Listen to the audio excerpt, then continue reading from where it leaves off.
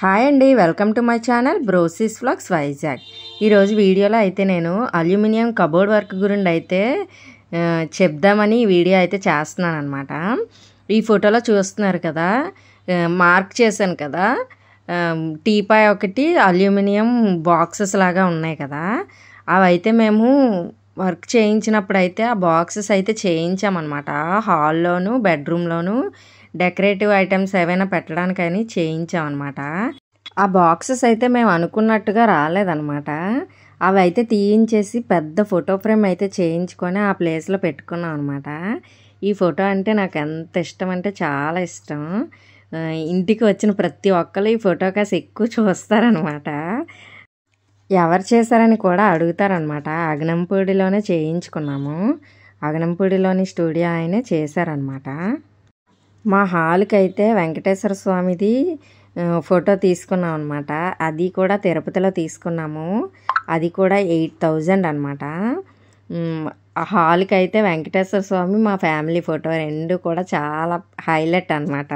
హాల్కి ఇల్లు కట్టుకోవడం అనేది పెద్ద డ్రీమ్ కదా అందరికీ. అది కట్టుకునేటప్పుడు అయితే చాలా ఒకటికి 2 సార్లు అయితే ఆలోచించుకొని అయితే కట్టుకోవాలి.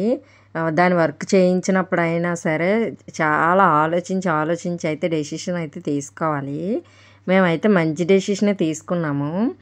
ఈ ఇంటికి కబోర్డ్ వర్క్ అయితే మేము అల్యూమినియంతో చేయించామన్నమాట.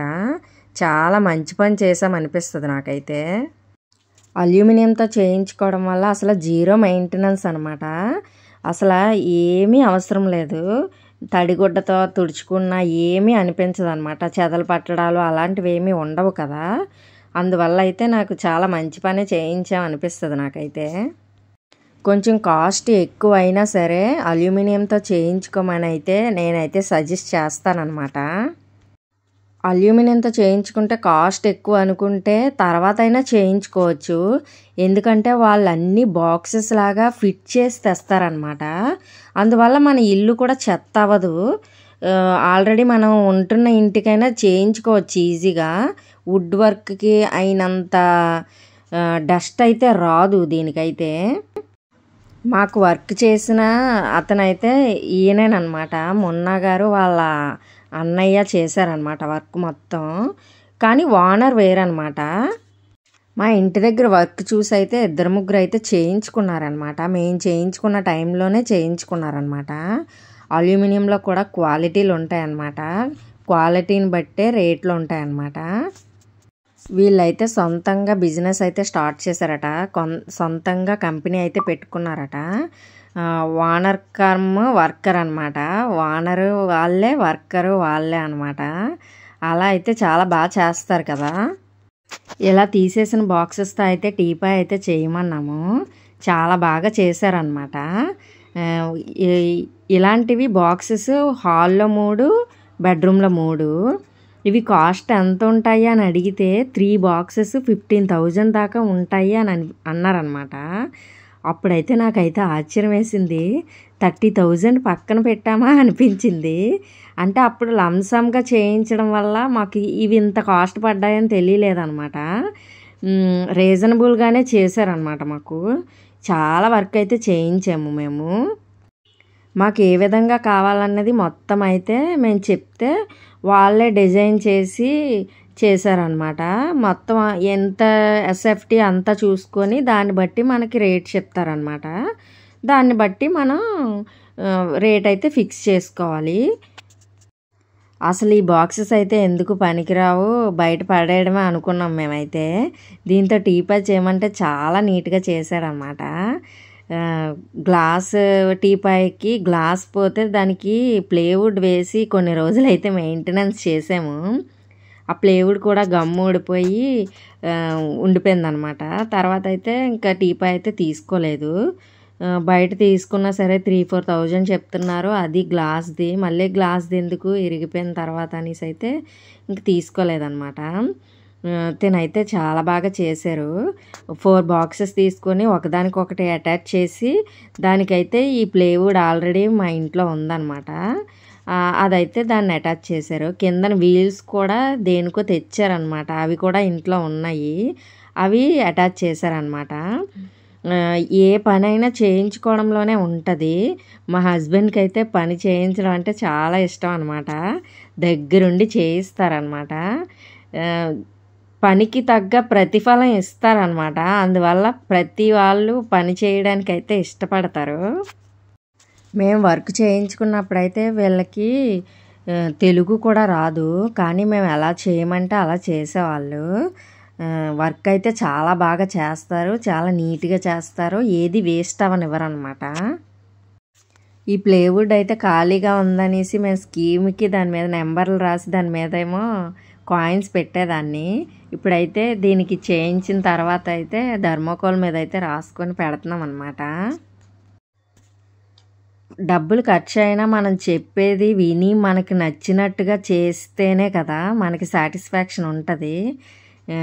వీళ్ళైతే చాలా నీట్గా చేస్తారు పని అయితే. ఈ వర్క్ చేయించి అయితే 10 days పైన అవుతుందన్నమాట. ఇప్పుడైతే వీడియో అప్లోడ్ చేస్తున్నాను. అల్యూమినియంతో చేయించుకోవడానికి రీజన్ ఏంటంటే ఈ ఇల్లు కట్టుకోకముందు అయితే మేము అపార్ట్మెంట్లో ఉండేవాళ్ళం అనమాట. అక్కడైతే కబోర్డ్ వర్క్ ఏమీ లేదు. అయినా సరే చెదలు వచ్చేసేవి. ఒక్కొక్క ఏరియాలో ఒక్కొక్కలా ఉంటుంది కదా. ఈ ఏరియాలో అయితే చెదలు ఎక్కువగా ఉంటాయి.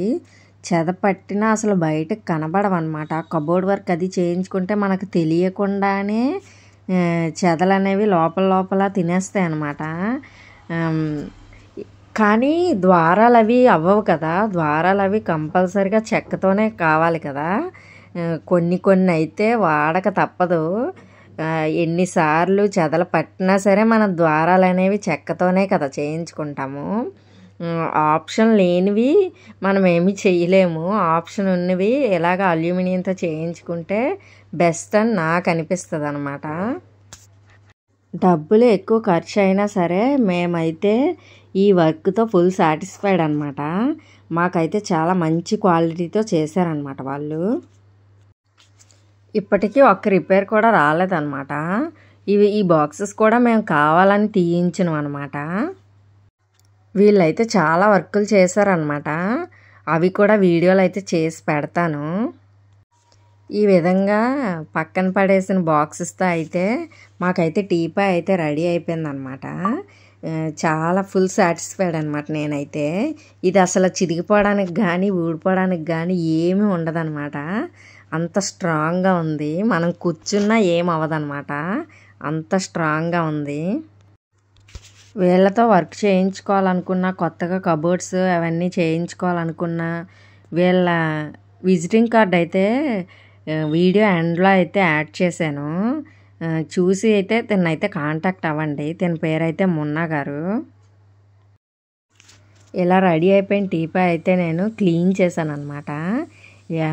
మురికిగా ఉండేది. పక్కన పెట్టేసి 2 years అయిపోయింది కదా. దాన్ని అయితే నేను హ్యాండ్ వాష్తో క్లీన్ చేశాను అనమాట. మేము స్విచ్ బోర్డులు అయినా అల్యూమినియం కబోర్డ్స్ అయినా ఏవైనా హ్యాండ్ వాష్ స్క్రబ్బర్ మీద పెట్టి కొంచెం నీళ్ళు వేసి ఆ స్క్రబ్బర్తో తోమేసి పొడిగుడ్డతో తుడుచుకుంటే చాలా బాగా వస్తాయి అన్నమాట. చాలా షైనింగ్గా వస్తాయి. స్మెల్ కూడా చాలా బాగుంటుంది కదా హ్యాండ్ వాష్ది. నేనైతే మరీ ఎక్కువ డస్ట్ ఉందంటే హ్యాండ్ వాష్తోనే క్లీన్ చేస్తాను అనమాట నేను. ఈ విధంగా అయితే మా టీపాయ్ అయితే స్టోరేజ్ లాగా కూడా ఉపయోగపడుతుంది అనమాట. 4 బాక్సెస్ ఉన్నాయి కదా.